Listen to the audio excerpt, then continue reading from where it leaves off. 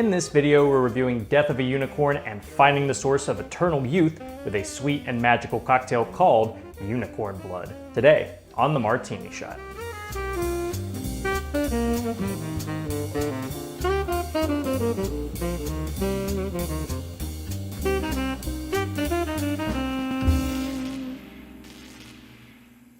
Hello and welcome to the Martini Shot, the home of movie reviews and movie-themed cocktails. Before we get into the review, let's whip ourselves up a drink. So unicorn blood is kind of the crux of the film's conflict. When ingested or even just rubbed on your skin, it can cure everything from a little bit of acne to cancer, apparently. And because it ends up in the hands of a bunch of rich, snobby assholes, they're of course going to be drinking it as well. So I'm going to kind of be recreating that to the best of my ability, at least appearance-wise, but I'm going to be using the flavors of vanilla and elderflower to create something a little sweet and a little fantastical. Let's get into it. So in a shaker, first you're going to be adding a little bit of honey at half an ounce, 3/4 ounce of lemon juice, 1 ounce of elderflower liqueur, and 2 ounces of vanilla vodka. And I actually made my own, but vanilla vodka is pretty readily available in most liquor stores, so I would probably just go ahead and buy it that way. And then to make it look a little bit more fantastical, we're gonna be adding just a pinch of edible purple luster dust. Go ahead and throw ice in your shaker and shake to chill. And unfortunately, I don't have a brandy glass, which is what they serve the unicorn blood in the film. So I'm gonna just be using a snifter glass. It's still gonna bring a bit of an air of rich douchiness to the cocktail. But feel free to strain your cocktail into any type of glass of your choosing. And then finally, for a little garnish, I'm gonna be throwing on a unicorn horn lemon peel. And there you go, now you have unicorn blood. It's a simple cocktail, but I would say the taste is nothing short of magical. It's nice and bright and sweet. That vanilla vodka and the elderflower make for a great combination. You might not think desserty sweetness and floral flavors really pair well together, but this is proof that they do. The lemon juice really makes this thing pop. It just kind of coats your entire mouth with this bright, slightly tart flavor. It goes down easy, it tastes great. It doesn't even have to cure cancer for me to drink this. Though it would be cool if it did that too, so I'll get to working on that. Now that we have our drink, let's get right into the review. It feels like in the past few years, we've gotten a surge of what I would call eat the rich cinema. Movies that lampoon and often reflect the attitudes and actions of the world's most wealthy. You know the ones: The Menu, Knives Out, Triangle of Sadness, and plenty more. Since the days of jesters poking fun at their kings, we have always, as a species, gravitated towards taking down those with more money than they know what to do with. Is it because of bitter jealousy or an internalized anger at an imperfect system? Depends on who you ask and how much they may have had to drink.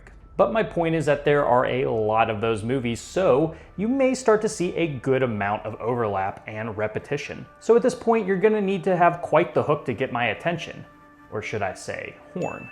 Death of a Unicorn takes those aforementioned themes of uber wealthy insanity and gives it a sparkly and bloody paint job with the injection of one fantastical horse creature. It definitely makes for one of the most out there additions to this subgenre, though that may be in concept alone. There isn't a ton of originality to the points the film targets, which is honestly okay when the film is more concerned with being over the top than sincere. Yet there are moments of sentimentality that really drag this thing down, not really meshing with the goofiness the film tends to lean into. It finds itself smack dab in the middle of two attitudes vying for control, but when it's willing to let the entrails fly, it becomes a bit more of a magical experience. The film follows a strange father-daughter duo, Elliot and Ridley, who are spending the weekend at the remote estate of Elliot's wealthy but dying boss, Odell Leopold. But their journey hits a roadblock, or more specifically a unicorn, killing it and then proceeding to stuff it in their trunk.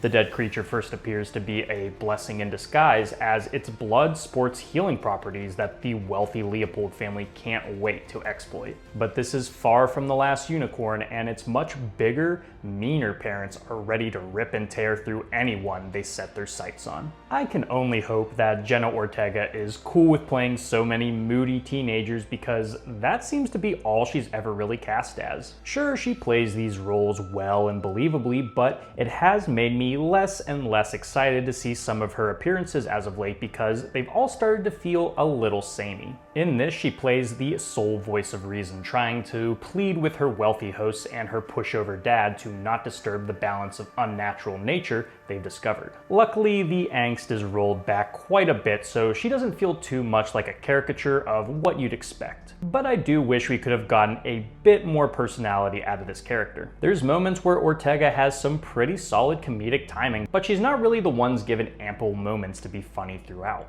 She's the straight man that no one will listen to, but this still could have been a great opportunity to see more from Ortega in a way we haven't seen yet. And if you love Paul Rudd, well, you might actually hate him here. This is perhaps the most unlikable Rudd performance I've seen, which could be a good or a bad thing. All of the goofy charm he's normally known for is more or less stripped away, turning him into a truly pathetic yes man that constantly ignores the concerns of his daughter. He's incredibly frustrating, but there's at least payoff to the character growing and realizing the error of his ways. He thinks he's doing the right thing, but if he would actually try to connect with his daughter, he'd probably find the right thing to be easier than he's making it out to be. The rest of the film is scattered with some pretty good character performances. Will Poulter more or less steals the show as the douchey trust fund kid shepherd, delivering some of the best lines and grade A facial expressions. T. Leone and Richard E. Grant plays the stereotypical but enjoyable billionaire couple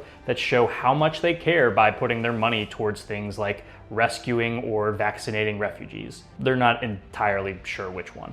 And then there's minor roles from Anthony Carrigan and Sunita Mani as common workers who get caught in the crossfire of the Leopold's greed. A lot of these performances are quite hammy, but in a good way. You won't find many surprises or insights into these tried and true character archetypes, but they never annoy you with their antics. But what about those titular unicorns? Quite the unusual horror movie monster aside from that one bit in The Cabin in the Woods. And truthfully, I'm a bit mixed on their presentation. On one hand, I think they provide for some unique kills and setups while also showcasing some pretty solid animatronic work. But unfortunately, the majority of the time you see them, they're CGI beasts that don't exactly look the best. Most of the time they're covered by night, which does help, but once it's bright and sunny outside, the fakeness becomes painfully apparent. Still, there's some fun to be had when they start to wreak havoc on those elites. It's just a shame it takes until the third act for things to really get disgusting and gory. While I think the odd funny line or nutty kill helped keep this from being completely boring, there still seems to be a hesitance to go as crazy as the plot would allow. The film opens up with a great, insane mercy killing of a unicorn, but that's about as wild as it gets for the next hour or so. The plot and themes are so obvious and generic that it kind of needed that extra bit of zaniness to make those bits more forgivable, especially for how long the film makes you sit with them. The comedy is unfortunately just not strong enough to completely justify its surface level critiques on capitalism and the apathy that wealth brings. Additionally, the sentimentality between the daughter and dad here just feels super forced, being way too sentimental for what should be a crazy film about unicorns skewering people. This is especially apparent in the third act, where moments of tension and action are awkwardly broken up to try to stuff in some last-minute character development. Maybe this would have been a little bit more palatable if the film leaned more into the cosmic pondering of life after death, but like the rest of the film's ideas, it only hits the surface level. While I had a decent enough time with Death of a Unicorn, I couldn't help but feel frustrated by the film's decision to play it relatively safe and not getting as weird or kooky as a setup like this would allow. The silliness does hit at times, and the unikills can sometimes be shockingly gross, but the hesitance to push the film farther left me wanting more from this idea. It's a shame that good class warfare films may be becoming much like the fantasy creature at the forefront of this film.